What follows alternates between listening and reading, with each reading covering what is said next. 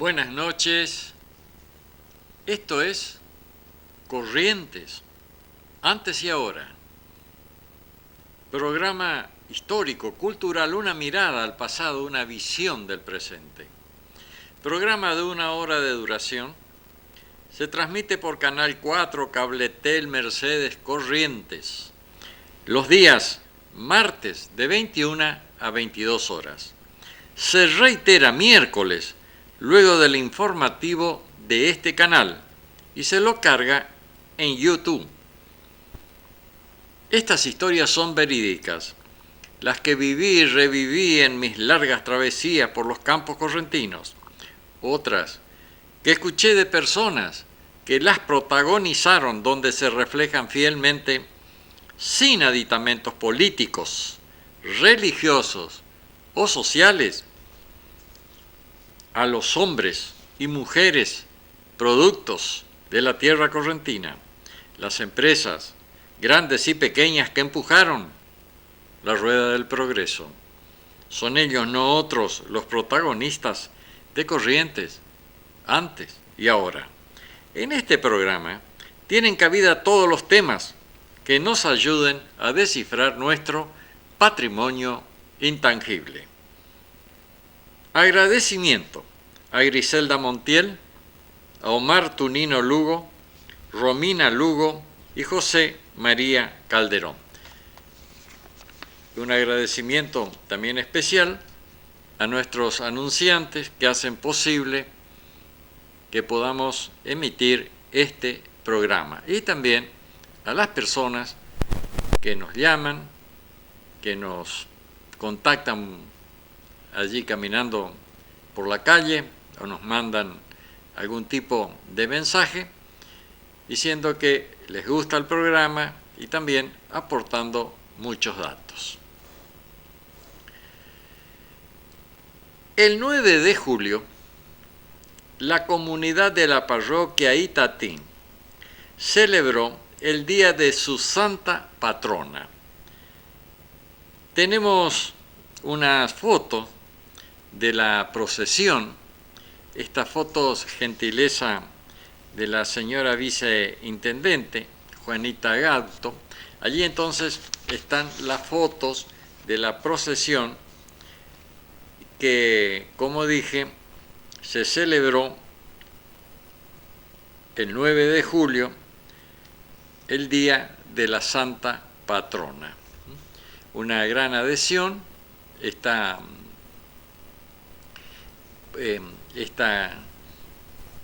procesión, el obispo de allí está también llevando la Virgen.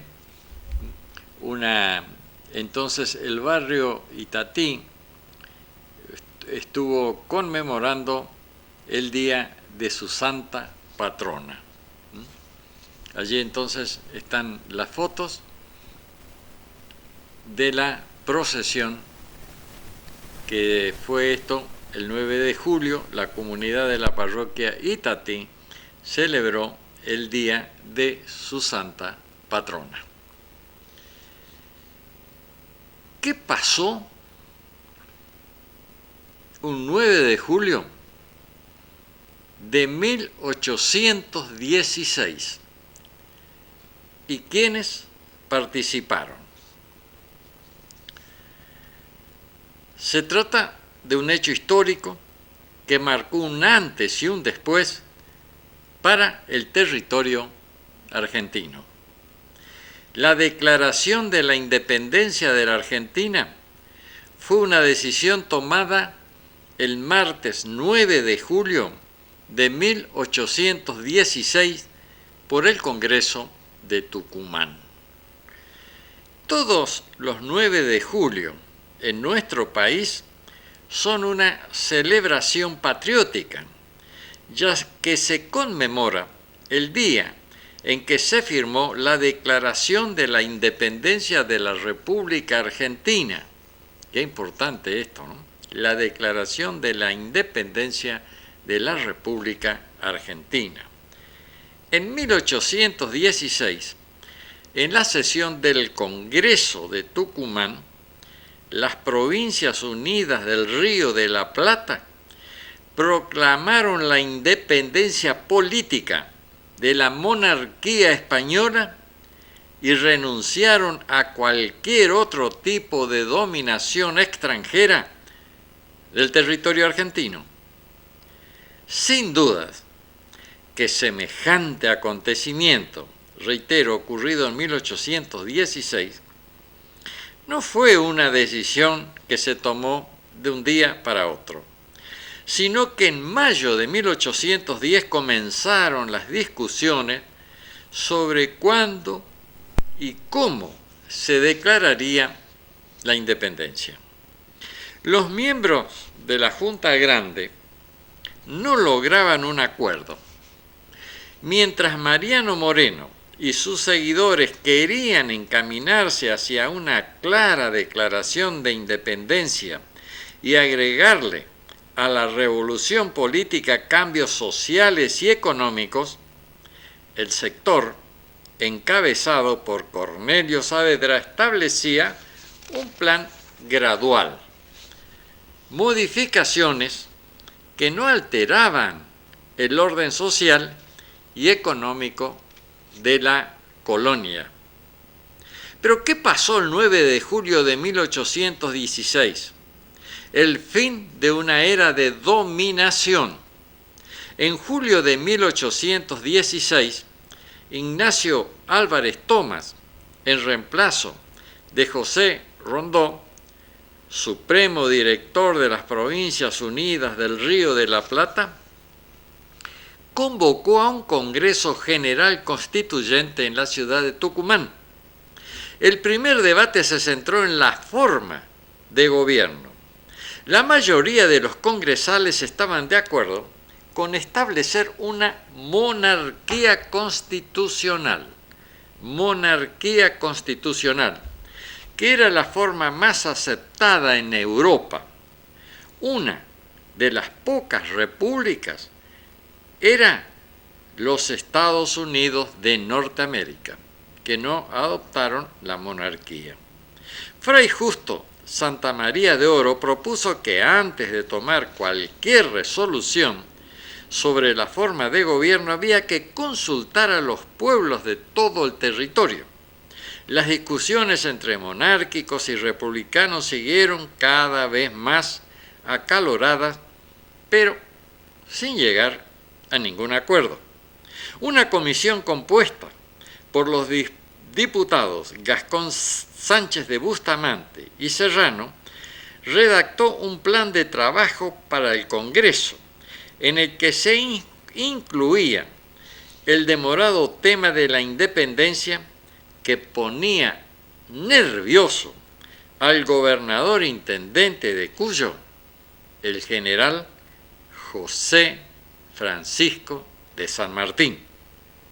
El martes 9 de julio de 1816 estaba soleado y a eso de las 2 de la tarde los diputados del Congreso comenzaron a sesionar el proyecto de deliberación sobre la libertad e independencia del país.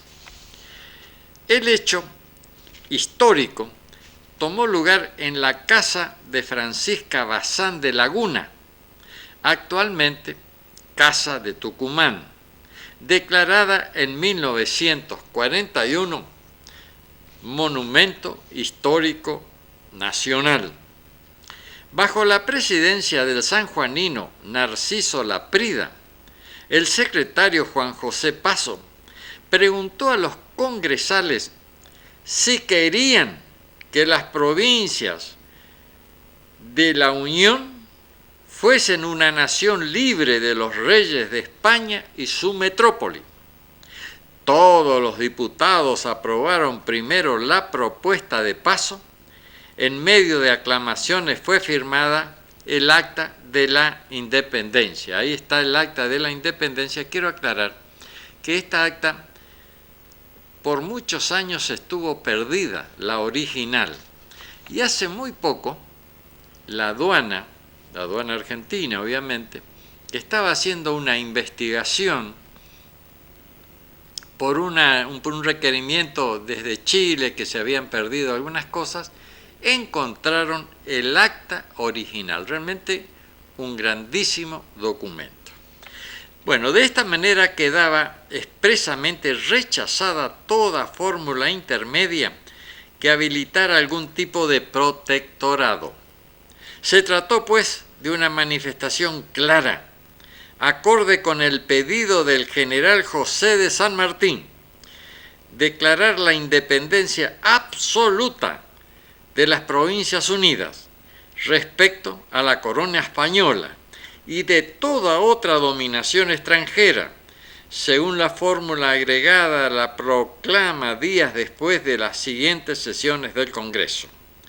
La proclama se publicó en español, también en quechua y aymara, con el fin de incorporar al proceso a los pueblos originarios para que todos supieran lo que pasó el 9 de julio de 1816. Bueno, reitero ahí en esta acta de la independencia, la original estaba perdida y hace unos pocos días la recuperó la aduana argentina, que estaba haciendo una investigación por un pedido que hicieron desde Chile.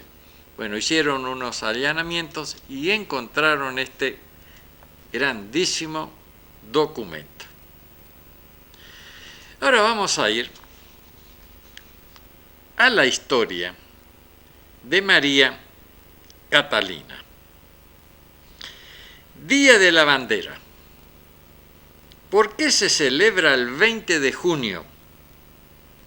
Se trata de la única mujer que figura con nombre y apellido en el monumento a la bandera, situado en la ciudad de Rosario, donde el 27 de febrero de 1812 Manuel Belgrano izó por primera vez el estandarte celeste y blanco. Pero ¿quién fue Catalina Echevarría? Nació en 1788. Tras quedar huérfana de edad temprana, fue adoptada por la familia de Pedro Tuella, quien era amigo de sus padres y tenía una tienda de telas e hilo. Su hermano, Vicente Anastasio, fue un abogado y amigo personal del general Belgrano. En 1812, cuando Belgrano fue enviado por el primer triunvirato a fortificar las costas del río Uruguay y Paraná, este se alojó en la misma residencia que María Catalina. En ese lugar, según reconstruyeron los historiadores, el general indicó a la mujer realizar una bandera conforme a los colores de la escarapela nacional con las telas proporcionadas por el negocio de Tuella. María Catalina no solo confeccionó la primera bandera argentina, sino que asistió también a la ceremonia de jura a las orillas del Paraná y frente a las baterías de artillería Independencia y Libertad, en un momento en que no era común que asistieran mujeres a una ceremonia militar, señaló el historiador Adolfo Paulón. El escritor Pancho Donel apuntó en su libro El Grito Sagrado que María Catalina tuvo un alto espíritu patriótico y que olvidarse de la trascendencia de su personalidad es una demostración de cómo se despreció a la mujer en la construcción de la argentinidad. Por su parte, el historiadora Griselda Tarragón, según reprodujo la Carta de Cultura Nacional, destacó que el hecho de haber recuperado a la mujer de ese olvido o desde ese lugar difuso, porque formó parte de un proceso muy importante y nadie se ocupó de dejar constancia de este acto patriótico que implicaba también un compromiso con la revolución. Además del pasaje del monumento a la bandera que lleva su nombre en un vitral de la Catedral Rosarina que recuerda la primera jura.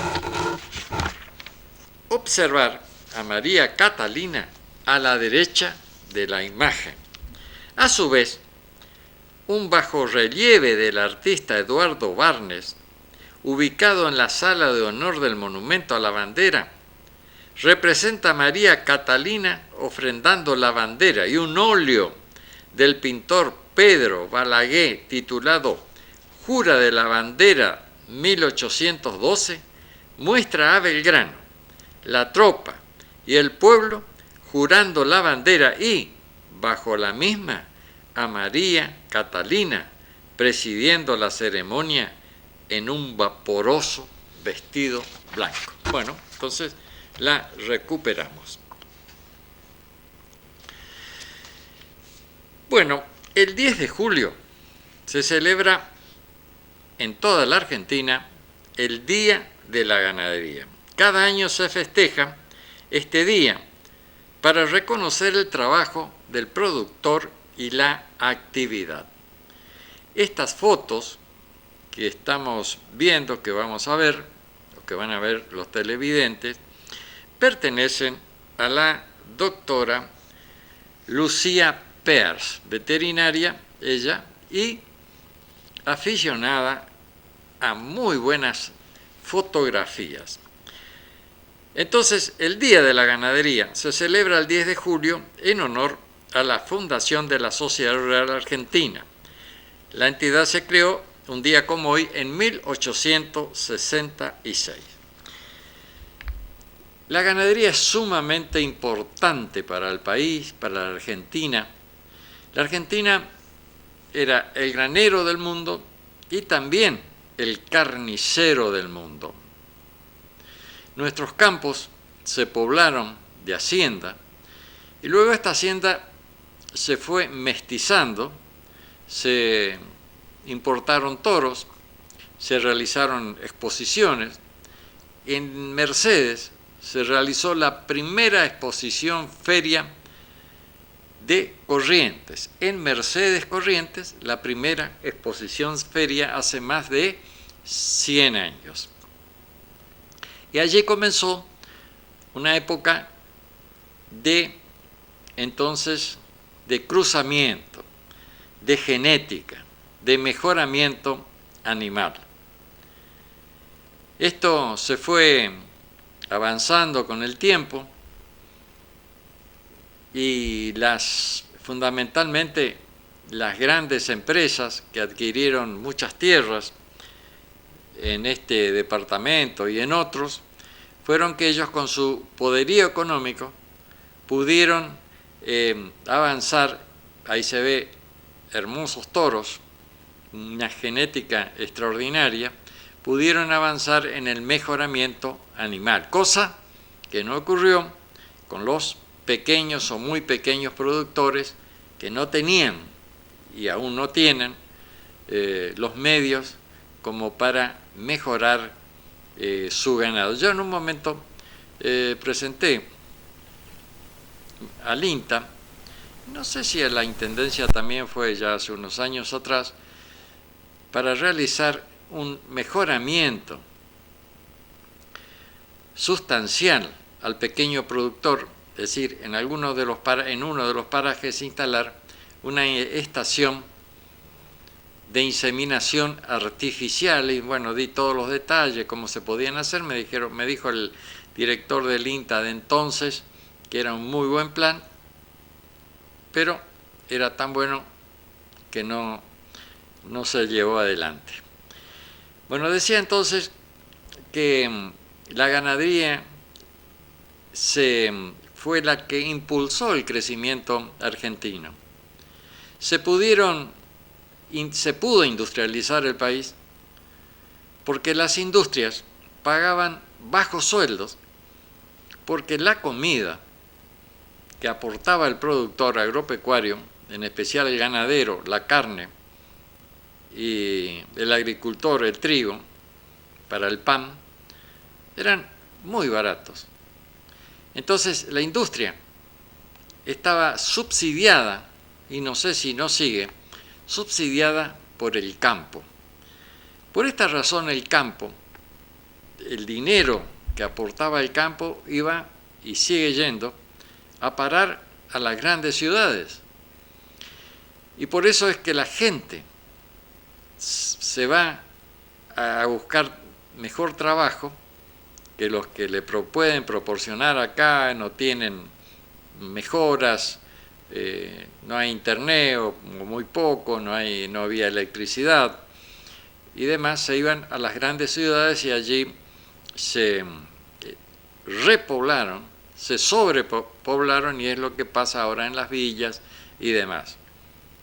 Entonces, como decía, el ganadero era quien aportaba carne barata, muy barata, y el agricultor aportaba trigo barato para el pan. Entonces la industria pagaba pocos sueldos, bajos sueldos, y podían desarrollarse, y esto hicieron que no se hicieran competitivas, no tenían mucha necesidad de tecnificarse porque estaban subvencionadas. Por eso que la industria argentina recién ahora está teniendo algún desarrollo. En algún momento incluso hasta los industriales tenían compraban vaquillas, porque ellos con esas vaquillas las desgravaban impositivamente, pero a ellos no les interesaba si tenían cría o no tenían cría. Lo importante era desgravar eso. Por eso es que con el paso del tiempo, cuando en la Argentina éramos 25 millones de habitantes, teníamos 54 millones de cabezas de ganado y 56 de lanares. Ahora somos 45 millones o 46 millones, una población, y 52 millones de cabezas de ganado, y creo que el lanar se redujo en una tercera parte por la falta de incentivos. Y ahora se publicó recién nomás un trabajo de, de un censo agropecuario que se publica todos los años, que se ve a través de las vacunaciones, y en la provincia de Corrientes, se redujo un 16% la existencia de ganado vacunado, una de las provincias que más se redujo esta existencia. Bueno, el Día de la Ganadería, creo que no mucho para festejar, pero se recordó entonces el Día de la Ganadería. Bueno, vamos a ir al encuentro. Un relato, entonces, que está en Relatos Correntinos. Era el atardecer, esa hora del día en que todas las cosas y los seres se abisman en un misterio inmenso que parece decir de otra vida. El sol apenas se distinguía, como si estuviera cayendo en un extremo de la infinita llanura. Don Nazario, el patrón de la estancia El Chañar, montado en su caballo alazán, marca 3 cruces, estaba rondando su campo, aburrido de las continuas guerras civiles del Uruguay. Cruzó la frontera ya en 1907 y se instaló en Corrientes. Acá lo sorprendió otro tipo de lucha, donde la naturaleza y los hombres poblaban a diario su temple. Llevaba al costado del basto de los cojinillos su Winchester 44. El caroneo, como él lo llamaba, la culata asomaba hacia adelante al alcance de la mano, y una bala va pronta en el caño del arma. le han cuatrereado mucho y debe vigilar personalmente. Dedo que no puede contar dado que no puede contar con la policía. Don Nazario es hombre probado, 4 cicatrices de armas blancas y plomo bordaban su cuerpo y testimoniaban su valor. Cansado y pensativo cabalgaba en su alazán. En esta lucha interminable donde la naturaleza y los hombres se empeñan en probar al hombre. De pronto, al salir de un montecito, vio a un paisano carneando una oveja. Desenfundó el caronero y al paso firme de su caballo se acercó al lugar. Isabelino era el malhechor. Grande fue su sorpresa, pues este hombre era de vida sana. Buenas tardes, patrón. Con voz entrecortada se animó a decir Isabelino. El caño del arma le apuntaba y el dedo estaba sobre el gatillo. En aquella época en que la justicia se realizaba por mano propia. ¿Qué estás haciendo?, preguntó Nazario. Ya lo ve, patrón. Te estoy carneando. Pero ¿cómo es posible, vos, Isabelino, esté disponiendo de lo ajeno? Al fin resultaste como muchos, ladrón, el correntino Isabelino ladrón. Correntino sí, y a mucha honra. Ladrón no. A veces el hombre se desgracia contra su voluntad. Mucho dudé antes de ensuciar mis manos tocando lo ajeno. Hasta que me obligué, entonces lo hice. Pero no soy ladrón, patrón. No soy ladrón. ¿Y por qué? Sabiendo que hacías mal lo hiciste. Las cosas no son como parece, patrón. Hace 2 meses que no trabajo porque no consigo ocupación.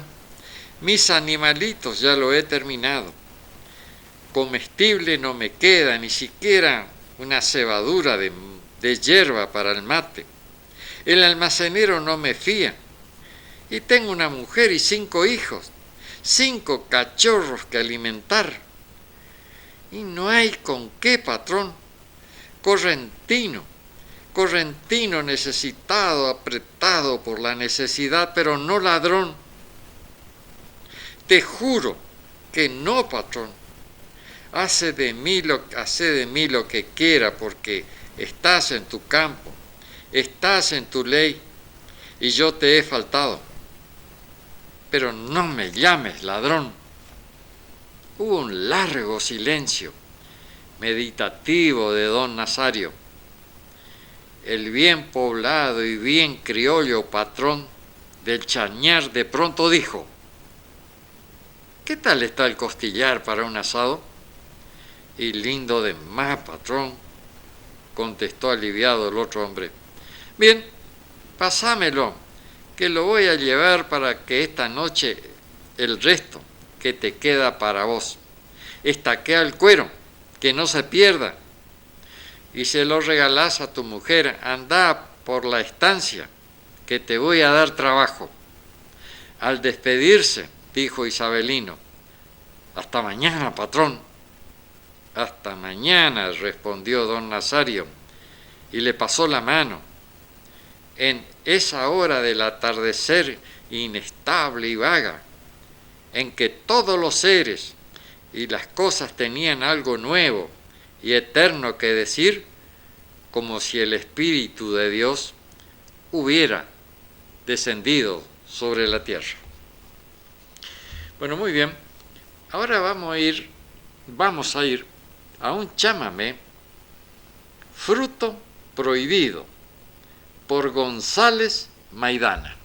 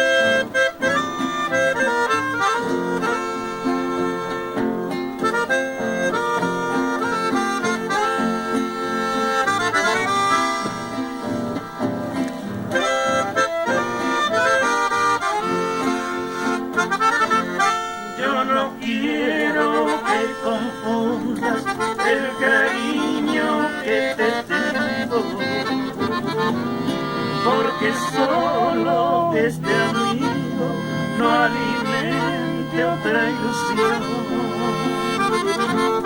Si tú sabes que a mi lado está el amor de mi vida, y no quiero que una herida te lastime el corazón. Cuando te miro a los ojos y tus labios me sonríen, sé que me amas en silencio y sufrí por ese amor, pero sabes que lo nuestro solo es fruto prohibido, porque Dios ya ha elegido el destino de los dos.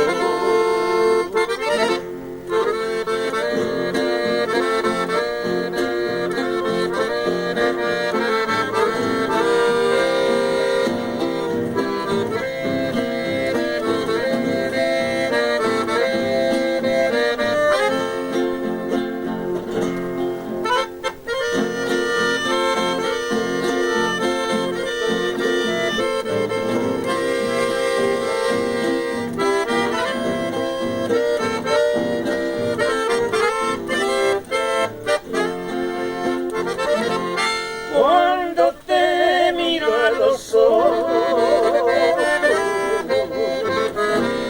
y tus labios me sonríen, sé que me amas en silencio y sufrí por ese amor, pero sabes que lo nuestro solo es fruto prohibido, porque Dios ya ha elegido el destino de los dos.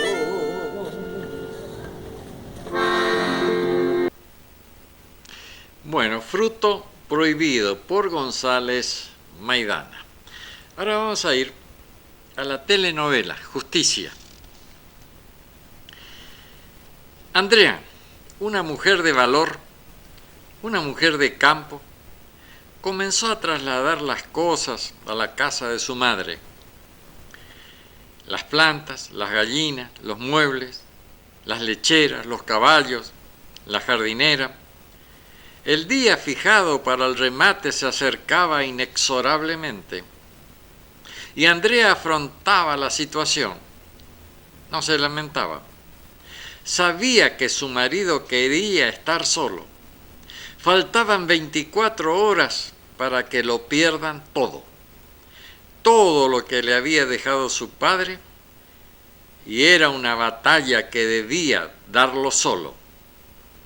Nosotros nos vamos, Mario. No te preocupes por nada, yo quiero quedarme con papá, yo también. Mario abrazó largamente a sus hijos. Un ligero temblor se apoderó de su cuerpo. Era el mismo temblor que sintió en el cuerpo de su padre cuando le diera el último abrazo. Abrazó a su mujer. Ella se apartó, subió en la jardinera y se fue. Mario quedó solo en su campo. Ya no había animales, ya no había nada, solo silencio. Observó los árboles que había plantado su padre, eran inmensos y añosos, los frutales que tanto había cuidado. Un picaflor hacía su nido bajo la galería. Los antiguos decían que era suerte. Llegaron con algún retraso, algo apurados, clavaron la bandera roja. Era solo un formulismo. Todo estaba arreglado. El precio, el comprador, saludaron a Mario casi sin mirarle la cara, como si se sintieran culpables de algo. En realidad no lo eran. Ellos solo eran un pequeño engranaje de la gran maquinaria. Debían cumplir una misión. Mario observó los movimientos, los preparativos, estaba todo perdido. No existía ninguna posibilidad de salvación. Mario fue a su habitación. Allí estaba la escopeta. La descolgó lentamente y con cuidado, casi con respeto. El frío contacto del acero le produjo una sensación de alivio. Se sentía protegido por el arma.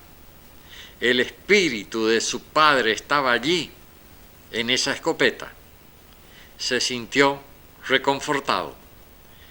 Caminó hacia el gran árbol donde estaban enterrados sus padres. Tómate tu tiempo, pero una vez que lo decidas, ya no dudes. Recordó que le había dicho su padre: tómate tu tiempo, pero una vez que lo decidas, ya no dudes. Bajo esa tierra estaban sus padres. Por un momento volvió a ser niño. Sus padres estaban allí para protegerlo, para cuidarlo. Ya no sintió temor, ya no tenía dudas. El rematador golpeaba el martillo sobre la mesa y: voy a vender esta valiosa propiedad, espero que hagan sus ofertas. En voz alta: quiero escucharlos. Hagan sus ofertas, hagan sus ofertas. Mario desde el árbol podía verlo accionar. Levantó la escopeta y apuntó. Era fácil apretar el gatillo. Mario bajó la escopeta y se apuntó a sí mismo. Su dedo se apoyó sobre la curvatura del gatillo. El rematador sabía su rol. Hablaba con voz enérgica, reclamando precio, golpeaba con fuerza el martillo. Voy a vender y vendí.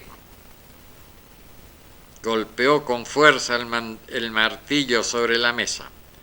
El ruido seco coincidió con el estallido de un arma de fuego. Los dos sonidos se mezclaron, se amalgamaron y recorrieron el campo transportando un luctuoso mensaje. Significaban una misma cosa. Significaban el fin. Ahora voy a ir al 16 de julio, día de la coronación de la Virgen de Itatí, en Corrientes. El 16 de julio de 1900, la imagen de la Virgen de Itatí fue solemnemente coronada por voluntad del Papa León XII. Fue entronizada con el nombre de Reina del Paraná y Reina del Amor. El 3 de febrero de 1910, el Papa Pío X creó la diócesis de Corrientes y el 23 de abril de 1918 la Virgen de Itatí fue proclamada patrona y protectora de la misma. Corrientes celebra el 123 aniversario de la coronación pontificia de la Virgen de Itatí. El santuario de Itatí es uno de los más importantes de América. Cada año, alrededor de 2,5 millones de fieles, no solo de Argentina, sino también de otros países sudamericanos, se dirigen a la gigantesca basílica a dar testimonio de su devoción y amor. La imagen de la Virgen de Itatí recibe la corona de manos del obispo Rosendo el 16 de julio de 1900 en el atrio de la Iglesia de la Cruz de los Milagros. Para la ceremonia de la coronación, la imagen es traída desde Itatí a la capital por el río Paraná, más concretamente hasta el santuario de la Cruz de los Milagros. En aquellos tiempos, Corrientes forma parte de la diócesis del Paraná, razón por la cual el obispo Rosendo de la Lastra y Gordillo se encarga de los trámites en Roma. El Papa de entonces, León XIII, autoriza la coronación y bendice la corona un año antes, en 1899, durante el Concilio Latinoamericano. La ceremonia recibe el título de coronación pontificia justamente por la autorización y bendición del sumo pontífice, el Papa León XIII. Cabe destacar que el culto de la imagen tiene como término la persona de la Virgen María y que la coronación es un reconocimiento de las virtudes de la Madre de Dios y Madre de la Iglesia. Con la coronación nosotros, sus hijos, nos comprometemos a amarla, a imitar sus virtudes y a recurrir a su mediación maternal. Cada 16 de julio, los correntinos hacemos memoria del acto de la coronación y renovamos nuestro compromiso de amor con la Virgen María. La advocación de la pura y limpia concepción de Nuestra Señora de Itatí es una mediación providencial por la cual llegamos a Cristo por María. Bueno, entonces, esto es el 16 de julio, día de la coronación de la Virgen de Itatí. Ahora vamos a ir a una leyenda. La leyenda del dueño de las aguas.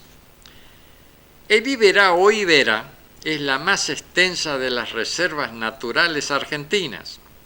Alberga una notable variedad de plantas y animales, activa de día y de noche. Su diversidad y sus misterios las convierten en una región incomparable. El Iberá, nombre que proviene del idioma guaraní, significa agua brillante. Es un gigantesco sistema acuático subtropical que cubre más de 13.000 kilómetros cuadrados y que comprende bañados, arroyos, riachos y lagunas, algunas de grandes dimensiones. La zona conocida genéricamente como los esteros tiene características muy particulares, como ser densa vegetación, escasa pendiente, apenas 10 centímetros por kilómetro, unos 1.300 milímetros de promedio anuales de lluvia y temperatura subtropical con 27 grados de media en verano y 12 a 16 en invierno. El Iberá es mucho más que un eficiente sistema colector y distribuidor de agua. Es un gran paraíso natural que ha maravillado por sus jardines flotantes, por sus embalsados, entrelazados de plantas y una variedad inigualable de especies animales. Pocos lugares silvestres en el mundo tienen la complejidad y la riqueza paisajística del Iberá. Quienes viven en las cercanías de la laguna aseguran que existe un mitológico personaje llamado en guaraní Iyará, que se traduce como dueño de las aguas, que vive en la laguna, lejos de la orilla, donde tiene su guarida entre los más espesos embalsados, tiene cautiva a muchas mujeres, a las que convirtió en enanas. Esta leyenda asegura que durante las noches de tormenta, esas enanas cautivas lanzan un grito lastimero, como lamentando su triste situación, que llegan nítidamente hasta los ranchos de los moradores cercanos a la laguna.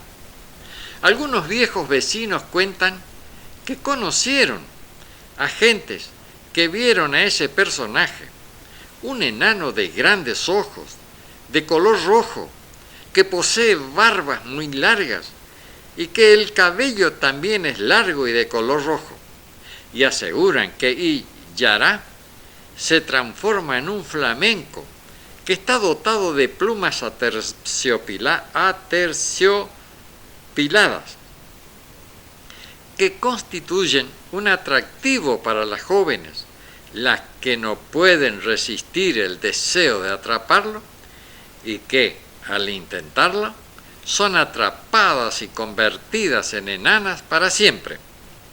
Aquellos que lo vieron dice que suele pasearse al anochecer con su séquito de enanas, tristes y llorosas. Aseguran que al único que teme es al falso flamenco, es el Chajá, quien al verlo suele interceptarlo y perseguirlo hasta su madriguera. Si bien nadie lo vio directamente, todos los que saben dicen conocer a personas que sí lo vieron. Pero por las dudas, si sos una joven agraciada y ves ese pájaro que te atrae, pensá bien en lo que vas a hacer. Ahora vamos a ir a un sacerdote en los campos correntinos. Esto está en tributo, entonces, a la Virgen de las Mercedes, este trabajo que en poco tiempo más lo vamos a presentar. Estando en la estancia JP de mi abuela Jorgelina Peloso de Esquenazi, llegó un sacerdote montado en un caballo zaino para hablar con la peonada. El capataz, barraquero y demás personas en esos momentos estaban en el campo juntando los vacunos del potrero 4. El cura de diálogo fluido pernoctó en la estancia. No quiso dormir en la mayoría, casa de los patrones. Quería dormir en donde dormían los peones, en los catres. Al otro día temprano tomó mate con la peonada. Esa noche había llegado el personal de estancias vecinas. Lo que pude escuchar es que el padre, que tenía un discurso muy ameno y hasta con palabras en guaraní, idioma con que se expresaban los menchos, fue escuchado, muy escuchado. Como él sabía que los gualichos que tenían la mayoría de los peones en sus cintos, rastras o debajo de su piel, les dijo que sigan creyendo en ellos, pero que había un día supremo. El cura le dio la bendición antes de seguir su camino, le hice dar un caballo de refresco que lo iba a dejar en la próxima estancia. Aún lo recuerdo con aprecio por su convicción y su fe que transmitía a las personas casi olvidadas que habitaban en los confines de los campos, donde el ser humano se mimetiza con la naturaleza agreste y los animales que poblaban ese terreno pantanoso con nubes de insectos y que se alimentaban de la sangre caliente de los humanos y animales, donde el pasado, el presente y el futuro se amalgamaban en un fuerte abrazo fraternal, donde el tiempo no pasaba y solo se escuchaba el silencio de la soledad. Bueno, esto entonces está en este opúsculo, ahí que ustedes están viendo, a la Virgen de la Mercedes, que en poco tiempo más lo vamos a presentar y que ya está allí en la biblioteca de nuestra iglesia. Ahora vamos a ir, estamos ya entonces finalizando este programa, a un chamamé, La Desdichada, por Francisco Barreiro.